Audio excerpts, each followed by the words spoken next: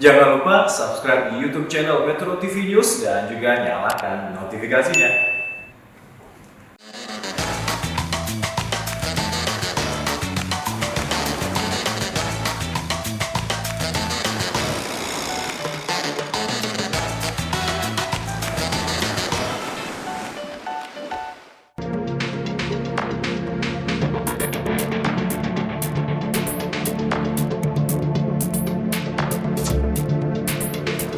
Kemarin Pak Edi sudah bilang setiap hari Rabu jam 8 malam oke Kak, ke laut saja.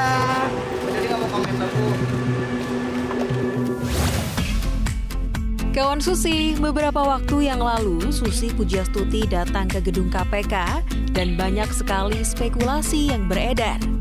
Padahal, Susi Pujiastuti datang ke gedung KPK untuk wawancara khusus bersama Ketua KPK Firly Bahuri. Hayo kawan Susi, pada tahu nggak dengan sosok yang satu ini?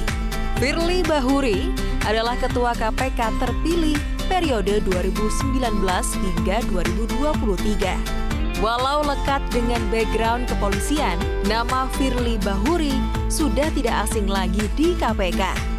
Karena Firly Bahuri sudah menjadi bagian lembaga anti rasuah kita pada tahun 2018 sebagai Deputi Penindakan KPK. Nah, kawan Susi pasti penasaran dong bagaimana suasana di dalam gedung KPK dan kira-kira bagaimana keseruan obrolan Susi Pujiastuti bersama Firly Bahuri. Yuk kita saksikan.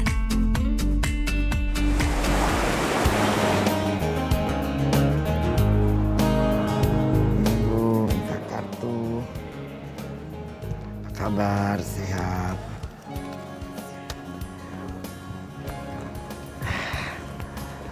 Halo Bu Susi, Apa gimana kabar Sehat? Bapak? Alhamdulillah sehat. Bapak sehat? Sehat dan saya senang sekali ketemu dengan Bu Susi. Oh, saya terima kasih sekali. Ini luar biasa, Pak. Ini lobi. Ya. Saya masuk diundang ke sini untuk wawancara Bapak di lobi terpanas di Indonesia. Ini lobi yang paling tidak nyaman. paling ya betul, paling tidak ditakuti, nyaman, Pak. ya. Tidak ada yang suka masuk kemari. Ya. Tapi saya ke sini senang karena yang undang Bapak untuk wawancara. Terima kasih atas kedatangan Bu Susi. Terima kasih, Ya, Bapak. Ibu-ibu mau Saya tentunya ini kan kesempatan langka. Saya ingin diajak keliling. Boleh, Dulu boleh. saya pernah ke kantor KPK lama, yang baru belum pernah. Boleh, Jadi Bapak. ini Bu, setelah orang diterima di sini, Iya.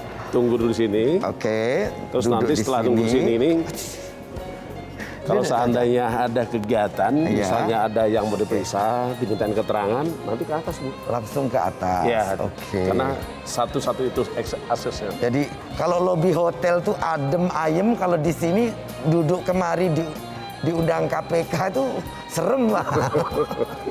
Jadi kawan Susi, ini kesempatan yang luar biasa. Diundang Pak Firly untuk interview, wawancara di Susi Cek Ombak. Tentunya sebagai tamu saya akan diajak beliau keliling. Jangan kemana-mana, tetap di Susi Cek Ombak. Ke laut saja. Mari Pak. Lalu,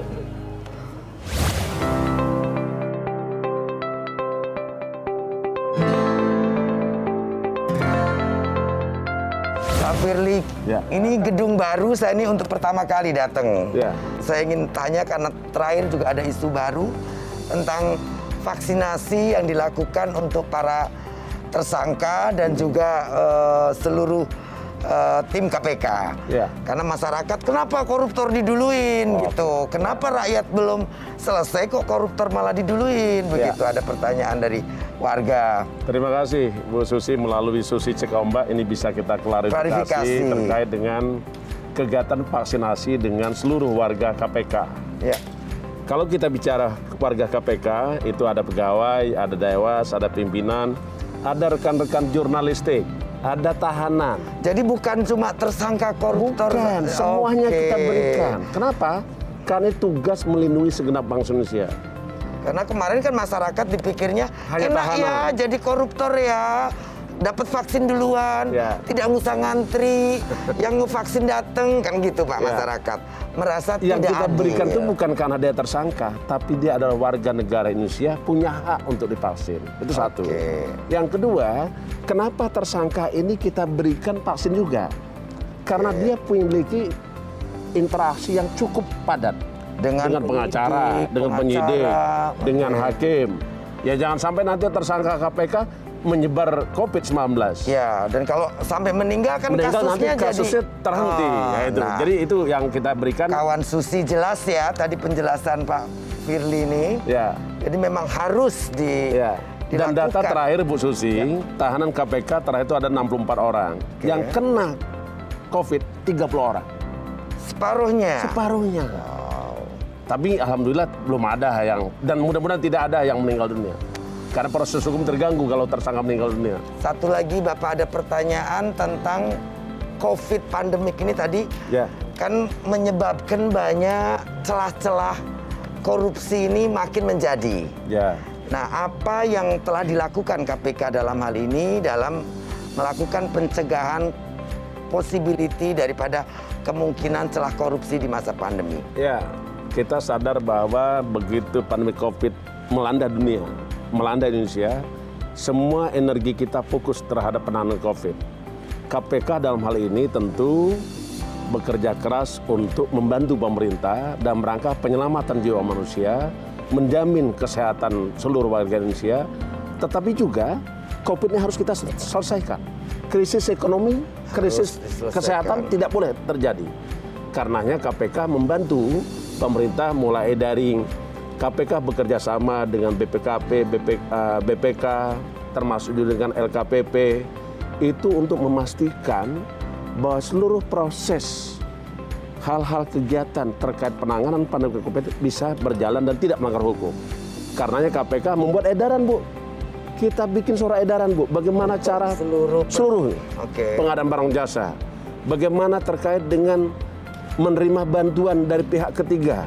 Harus dibuat berapa bantuannya, digunakan untuk apa, didistribusikan kepada siapa. Dan berikutnya, Bu, kita membuat 15 satgas pencegahan yang bekerja di kementerian lembaga khusus di satgas penanganan COVID-19.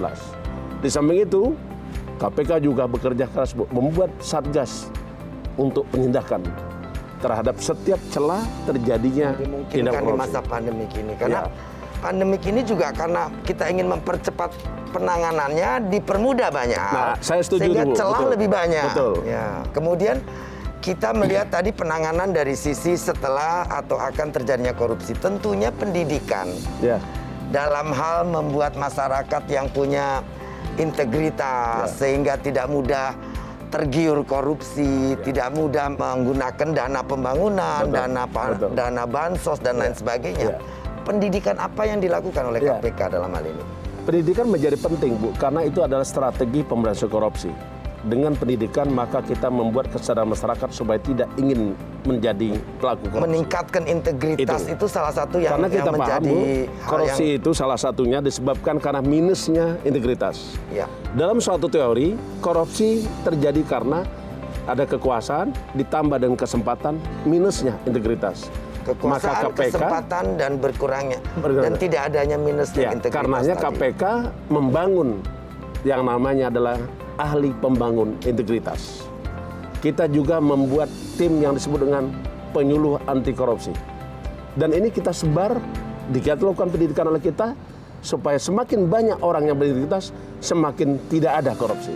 Jadi pendidikan yang mengutamakan peningkatan integritas daripada aparatur negara maupun masyarakat itu menjadi hal yang Itu menjadi program kita, Mas. Menjadi program unggulan kita. KPK. Ya. Nah, ini dilakukan di kelompok masyarakat atau instansi pemerintah, ataukah juga kerjasama dengan lembaga pendidikan? Ya, jadi gini, kita membangun integritas, bekerja sama dengan kementerian lembaga, pemerintah provinsi, kabupaten, kota, termasuk juga dunia kampus. Kemarin kami datang ke Unpad, pendek kata semua universitas harus menjadi agen pembangun integritas, harus menjadi penyuluh anti korupsi, harus membangun pendidikan anti korupsi. Kita bekerja sama dengan universitas, ya, lembaga-lembaga pendidikan. Kawan Susi, integritas memang menjadi hal yang krusial dalam kita memerangi korupsi. Betul. Dan saya pikir bangsa kita memang yang minim itu ya Pak ya sekarang Integritas. ini. Integritas. Bapak, kita mungkin jalan ke perpustakaan, katanya KPK ini punya perpustakaan yang bagus, ada, Bu. besar, dan terbuka untuk Ya, masyarakat terbuka untuk juga. masyarakat, Ya. dan ini kita siapkan untuk beberapa literatur, literasinya lebih banyak, supaya kita semakin sadar bahwa korupsi itu bahaya bagi kita, dan kita sama-sama melawan korupsi. Suatu saat, mimpi anak cucu kita, supaya Indonesia bebas dari korupsi. Ya. Tapi saya ada sedikit yang menggelitik, Pak. Bapak sampai 6 kali testing di Akabri, Ya.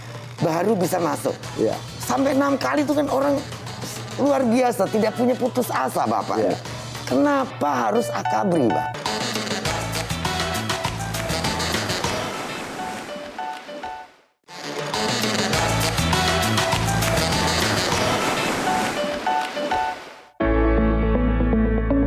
Nah kawan Susi, kalau melihat sosok Firly Bahuri, pasti memiliki kesan yang tegas. Tapi siapa sangka Firly Bahuri memiliki jiwa melankolis loh. Mau tahu seperti apa cerita lengkapnya? Yuk kita simak. Nah, ini kondisi perpustakaan kita, Bu. Luar biasa, Ini Pak. tempat perpustakaan kita. Wow. Jadi ini terbuka untuk semua Terbuka, karyawan terbuka. KPK. Bukan hanya untuk karyawan, Bu. Yang lain juga boleh. Yang tamu dari Yang luar. dari luar. Karena ini juga digunakan untuk dalam rangka edukasi, Bu Susi. Edukasi kepada oke. masyarakat, supaya masyarakat paham apa itu korupsi, kenapa sebab itu terjadi, bahaya korupsi, Ya. sehingga timbul keinginan tidak ingin korupsi. Ya, karena korupsi sangat berbahaya, Pak. Bahaya, Sebetulnya betul, itu betul. kejahatan yang membuat banyak kemiskinan Betul, akhirnya, ya. Pak. Hak rakyat dirampas. Dirampas dan negara dirugikan yang Ya. seharusnya membangun tapi Ya. akhirnya terugikan. Yang putih dulu, Bu. Yang putih dulu ya, Iya, Bapak. biasanya Oke. yang putih dulu. Ya. Set, oke. Set.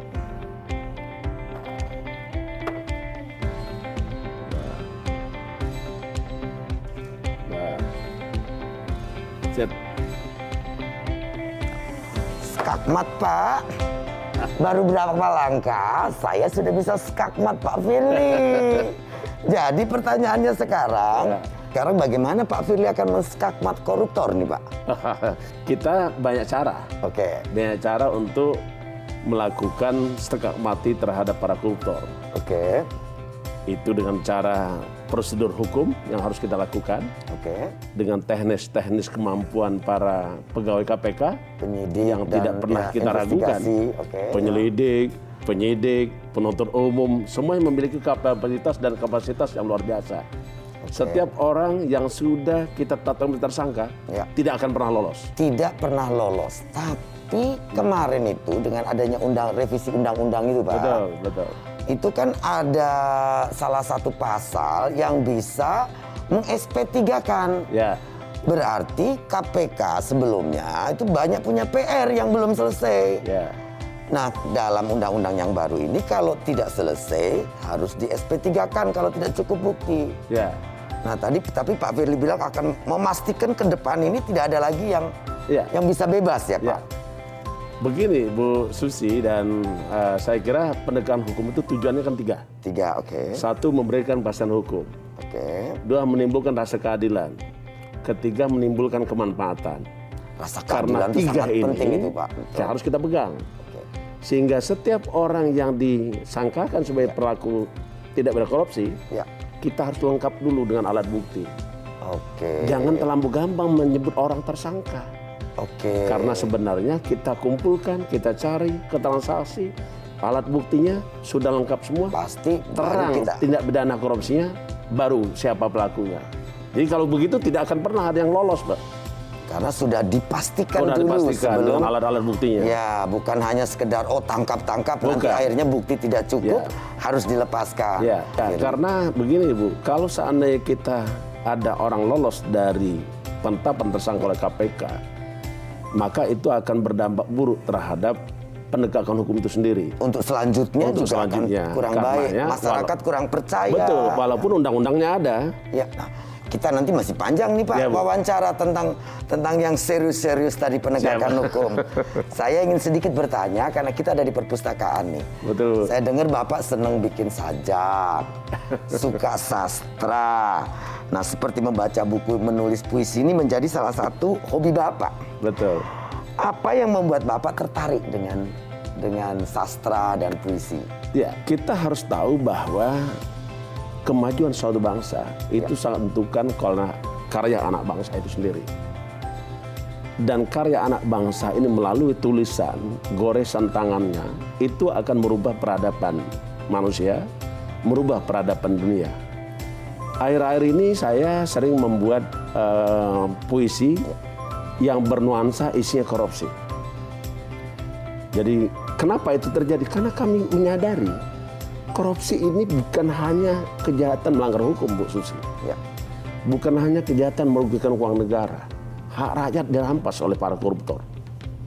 Hak asasi manusia dirampas. Yang seharusnya orang dapat bantuan sosial, nggak dapat. Kalaupun dapat, berkurang kadarnya. Ini menjadi tantangan kita. Dan saya membuat dari sajak-sajak dan puisi itu. Karena sesungguhnya pemberantasan korupsi itu bisa juga diwarnai dengan cara-cara tulisan, tidak hanya aksi-aksi, tetapi bisa diikuti dengan tulisan. Nah, kawan Susi memang benar. Kalau kita lihat bangsa yang literasinya tinggi, sastranya, budayanya tinggi, biasanya kepatuhan civil society-nya juga bagus, Pak. Betul. Saya juga dengar hobi lain.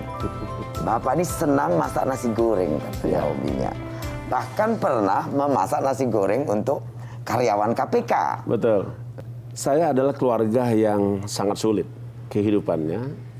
Dan saya adalah anak keenam dari 6 Bapak saudara. lahir di Prabu Mule, Sumatera. Lahirnya di Batu Raja. Batu Raja. Ya. Oke.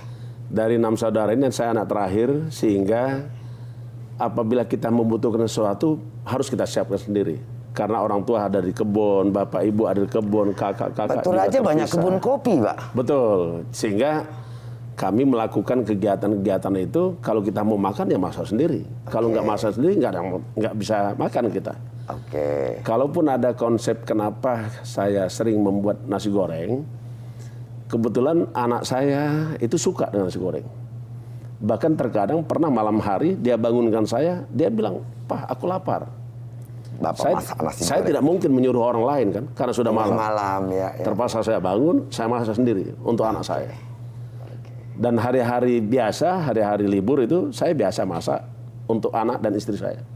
Luar biasa, kawan Susi. Ketua KPK, kesukaannya adalah memasak untuk anak dan keluarga, bahkan untuk karyawan KPK. Tadi Bapak cerita pernah juga berjualan pepes, beras ketan apa Betul, katanya betul. di Sumatera. Iya. Sampai menjadi seperti Bapak sekarang, Iya. kemudian sebelumnya lama di kepolisian, Iya. lalu sekarang ada di KPK. Pelajaran apa dari hidup yang Bapak dapatkan? Saya memang lahir di kampung, bahkan tidak ada dokter, tidak ada perawat. Yang menjadi dokter dan perawat adalah ayah kandung saya sendiri. Karena saya lahir di kebun karet. Bahkan seketika saya SD, seketika mau mengisi identitas, saya harus bertanya ke ibu saya, tahun berapa saya lahir. Ibu saya pun tidak tahu. Dia hanya mengatakan, kau lahir saat saya nanam karet. Sementara saat itu karet sudah bisa kita sadap. Kurang lebih 7 tahun. Sehingga kita kurangkan saja. Itulah tanggal lahir saya. Jadi saya tidak tahu persis berapa tanggal lahir saya dan tahun berapa saya lahir. Itu satu. Tapi ini memberikan makna pembelajaran bagi kita, Bu Susi. Apa yang pernah disampaikan oleh Boris Pasternak, penulis Rusia, dikatakan begini. Life is not only won, but life is prepared. Jadi hidup itu tidak hanya untuk saat kelahiran. Tapi hidup itu harus dipersiapkan. Artinya adalah apapun, dimanapun dia lahir, berasal dari keluarga apapun, kalau dia berjuang keras, maka dia bersiap diri untuk menjelang kehidupan masa depan. Itu maknanya, Bu Susi. Jadi kita terlahirkan itu bukan hanya sekedar terlahir Bukan saja, hanya, ya, tapi kita harus bersiap mempersiapkan diri. Betul. untuk hidup kita sendiri. Betul. Nah, itu kawan Susi pelajaran hidup yang didapat dan di-sharing oleh Pak Firly untuk kita semua. Nah, Bapak tuh pernah masuk akabri, berusaha tapi tidak lulus lah, kemudian menjadi sersan, lalu jadi kepolisian. Tadi saya bertanya tentang perbedaan daripada kepolisian, tim kerja kepolisian, lingkungan kepolisian dengan tim kerja di KPK. Ya. Saya memang berasal dari anggota Polri pangkat rendahan. Pertama tahun saya kurang lebih sudah 37 tahun sekarang menjadi polisi. Sejak tahun 1983. 6 kali daftar akabri gagal. Baru yang Bukan 7 kali baru masuk. 6 kali. 6 kali. Luar biasa, pantang menyerah Pak 6 Firly. kali baru masuk akabri. Setelah itu kami dinas di Jakarta dan beriring dengan karir dengan tentu berjuang keras karena sesungguhnya tidak ada suatu sukses itu tanpa kerja keras. Tetapi kerja keras juga harus dimodali dengan bahagia. Ya. Jadi dalam prinsip kami happy, hard work, success. Bahagia dulu, bahagiakan diri, bahagiakan lingkungan, bahagia di rumah, di luar rumah, di sekolah, baru kita bisa kerja keras. Ya, saya percaya kalau bahagia, energinya besar, Pak. Itu. Kalau kita tidak bahagia, nggak punya tenaga untuk ngapa-ngapain. Betul. Saya juga percaya itu. Ya. Tapi saya ada sedikit yang menggelitik, Pak. Bapak sampai 6 kali testing di akabri, baru bisa masuk. Ya. Sampai 6 kali itu kan orang luar biasa, tidak punya putus asa, Bapak. Ya. Kenapa harus akabri, Pak? Ya. Kenapa tidak misalnya saya udah gagal 3 kali, ganti saja ke profesi lain gitu, jadi sekolah lain atau ini apa? adalah Kenapa salah satu komitmen dan konsisten, Bu. Karena segala sesuatu itu perlu komitmen, konsisten dan integritas. Saya pertama kali daftar akabri tahun 82 gagal, 83 gagal, 84 gagal. Nah itu kok masih sudah terus umur 21 tahun. Tapi ini juga mengandung perencanaan, Bu. Dengan saya masuk bintara polisi, maka masa usia saya untuk daftar akabri jadi panjang. Kalau dari umum itu 21 tahun, tapi kalau dari polisi atau tentara aktif menjadi 25 tahun. Jadi saya menambah waktu untuk perpanjangan saya daftar akabri. Jadi selain tidak putus asa, juga berencana, kalau saya skenario ini gagal, saya masuk lewat Bintara supaya bisa jadi 25 usianya. Punya 4 tahun. Masuk 4 tahun lagi. Wah. Sehingga saya bisa daftar akabri sampai 7 kali. Luar biasa kawan Susi Pak Firly ini. Keyeng kalau bahasa Sunda orang Jawa Barat itu keyeng, Pak. Keyeng itu tidak mau putus asa, tidak mau mengalah. Dikhawatirkan oleh masyarakat nanti bagaimana mau OTT kalau Dewan Pengawas tahu gitu. Ini yang dikhawatirkan kan, Pak.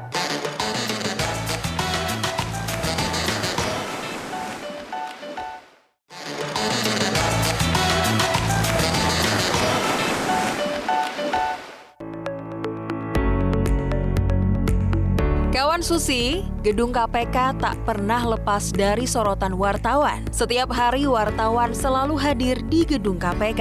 Oh iya, ternyata wartawan memiliki istilah khusus loh untuk hari Jumat, yakni Jumat Keramat. Karena hari Jumat selalu ada temuan kasus korupsi baru hingga informasi perkembangan kasus korupsi.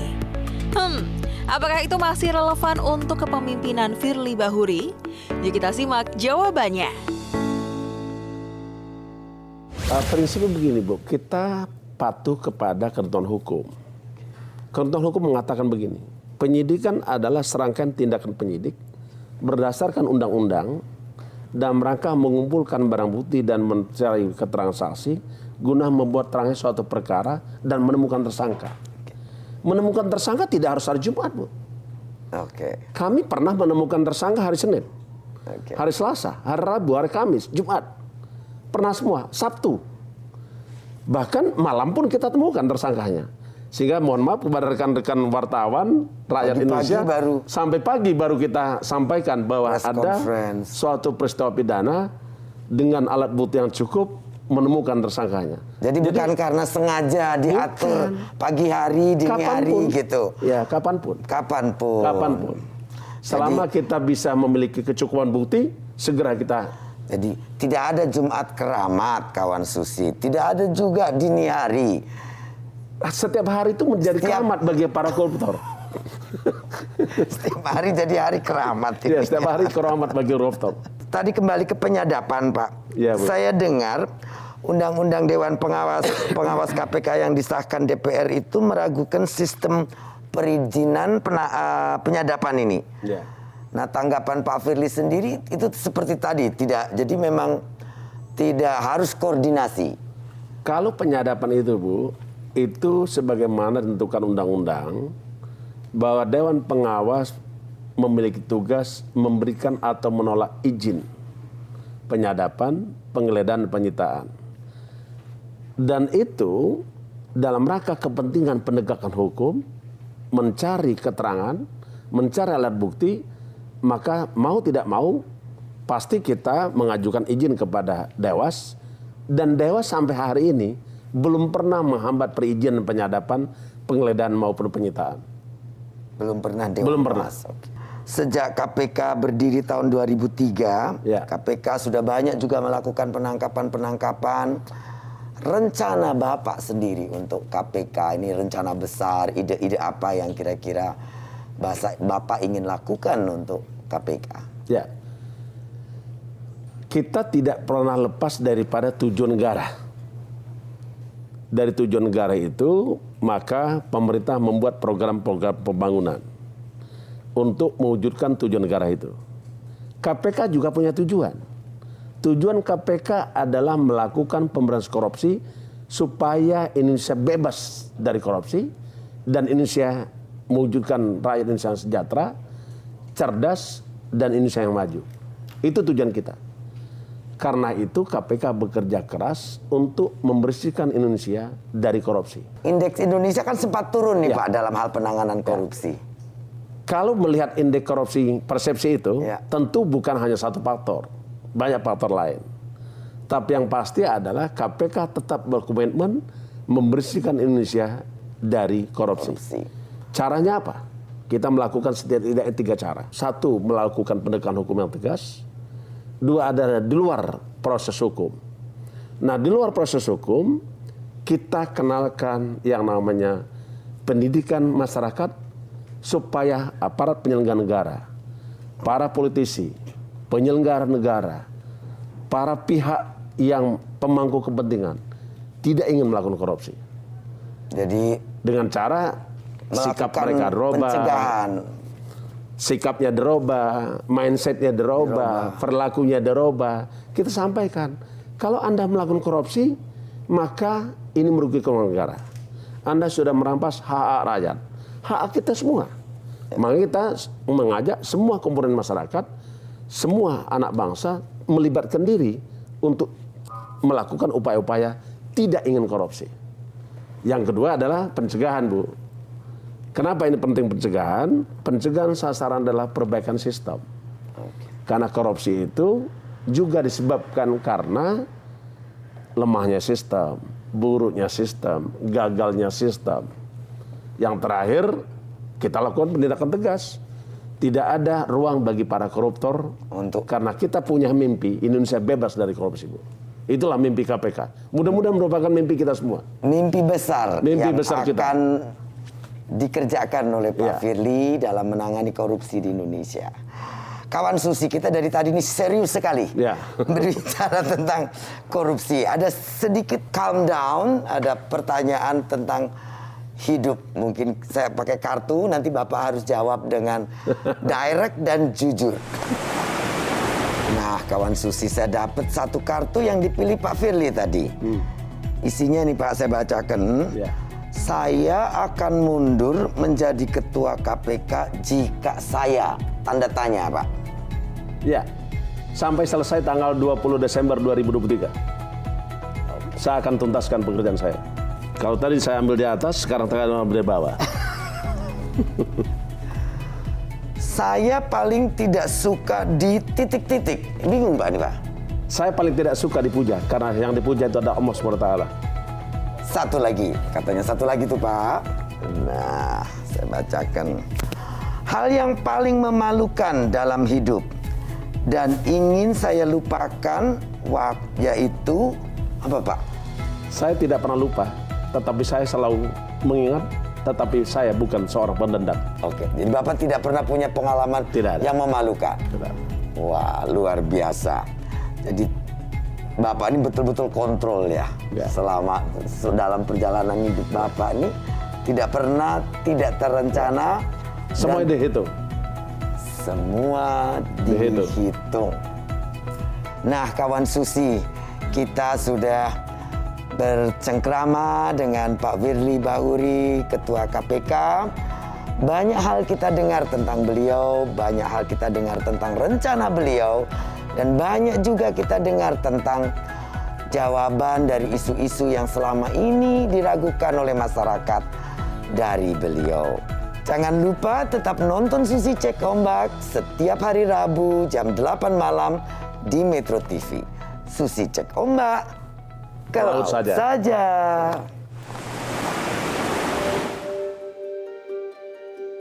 Kawan Susi, kemerdekaan yang kita raih adalah hasil kerja keras para pahlawan. Dengan perjuangan, pengorbanan, darah, dan air mata. Pejuang bangsa mengajarkan kita keberanian. Kita lihat saat ini, di tengah berjibaku menghadapi pandemi, kita masih harus melawan bangsa sendiri. Melawan koruptor, melawan kebodohan, melawan kemiskinan, melawan ketertinggalan. Korupsi bukan hanya kejahatan merugikan uang negara, tetapi merampas hak-hak rakyat.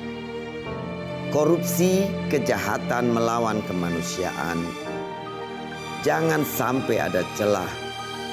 Mari kita ikrarkan untuk melawan korupsi. Metro TV.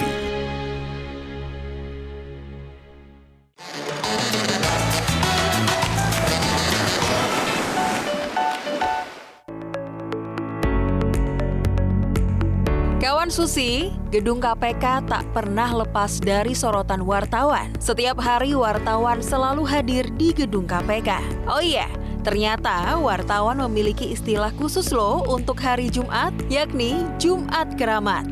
Karena hari Jumat selalu ada temuan kasus korupsi baru hingga informasi perkembangan kasus korupsi.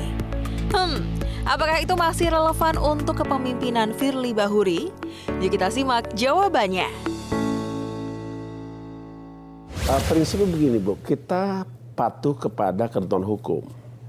Ketentuan hukum mengatakan begini, penyidikan adalah serangkaian tindakan penyidik berdasarkan undang-undang dalam rangka mengumpulkan barang bukti dan mencari keterangan saksi guna membuat terangnya suatu perkara dan menemukan tersangka. Menemukan tersangka tidak harus hari Jumat Bu. Kami pernah menemukan tersangka hari Senin, hari Selasa, hari Rabu, hari Kamis, Jumat. Pernah semua, Sabtu. Bahkan malam pun kita temukan tersangkanya.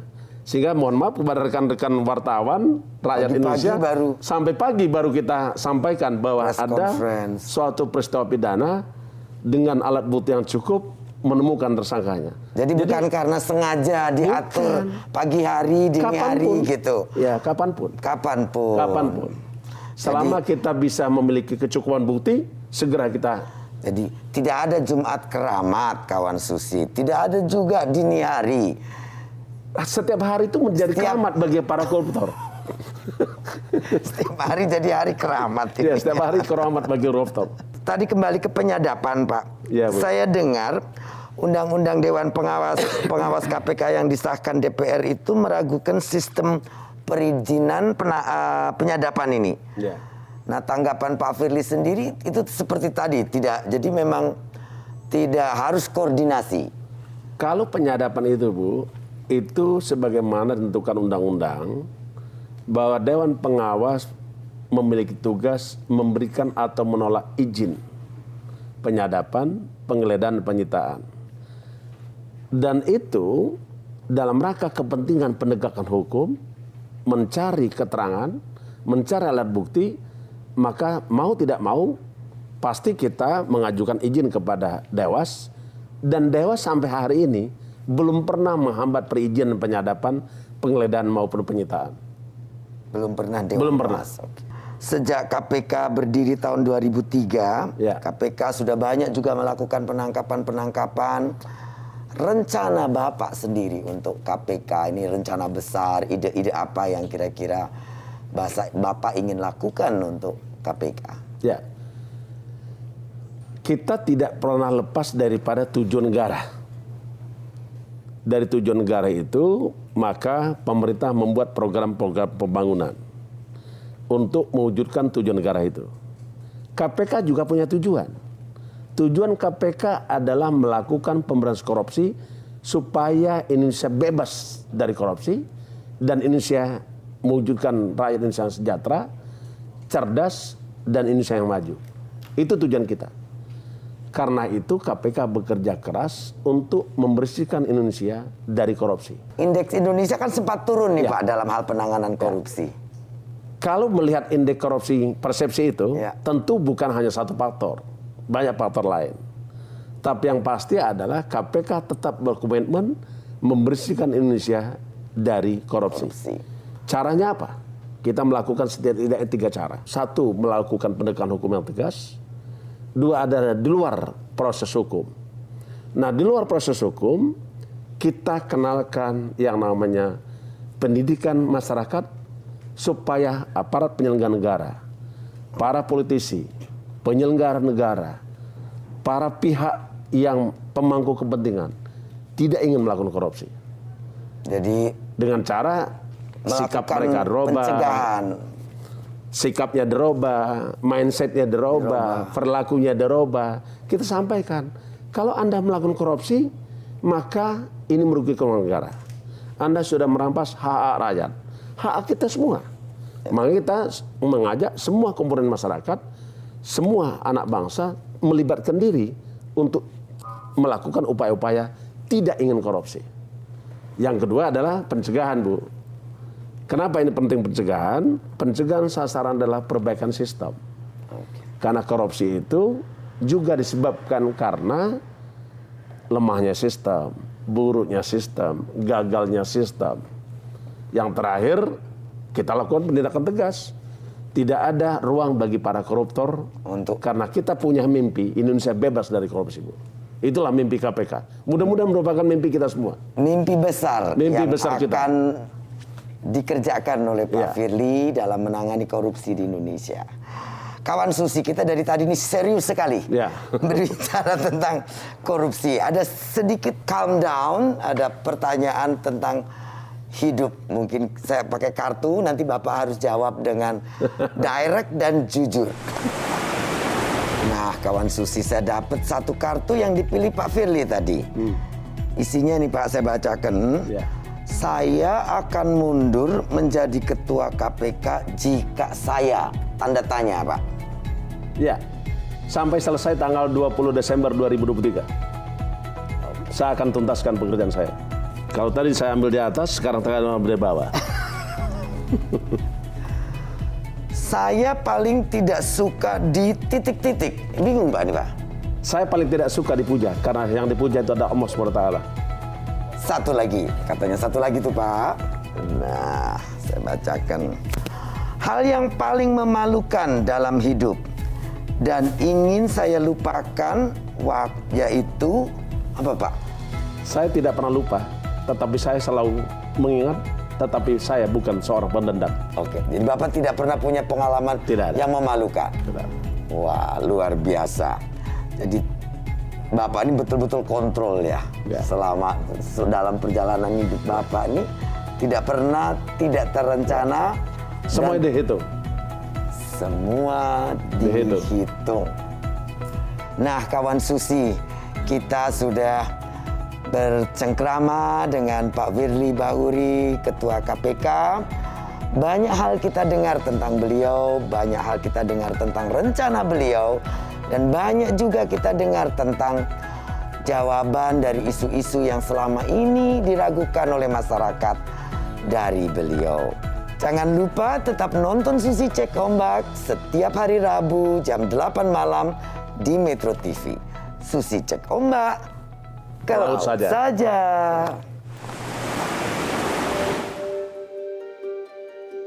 Kawan Susi, kemerdekaan yang kita raih adalah hasil kerja keras para pahlawan. Dengan perjuangan, pengorbanan, darah, dan air mata. Pejuang bangsa mengajarkan kita keberanian. Kita lihat saat ini, di tengah berjibaku menghadapi pandemi, kita masih harus melawan bangsa sendiri. Melawan koruptor, melawan kebodohan, melawan kemiskinan, melawan ketertinggalan. Korupsi bukan hanya kejahatan merugikan uang negara, tetapi merampas hak-hak rakyat. Korupsi, kejahatan melawan kemanusiaan. Jangan sampai ada celah. Mari kita ikrarkan untuk melawan korupsi. Metro TV